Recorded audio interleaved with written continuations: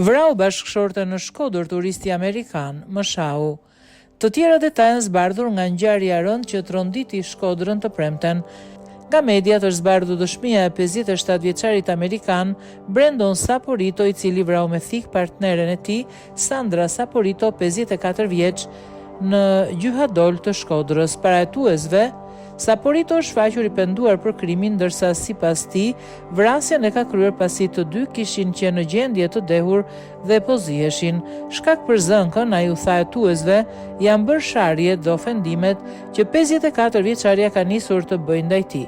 Brandon Saporito ka deklaruar se zënkat i kanë pasur shumë të shpeshta kohët e fundit, pa një arsye të qartë. Pasi ka kryer vrasje në gjendje të rëndë psikologjike, Saporito preu damar t'i penduar menjëherë për çfarë kishte bërë.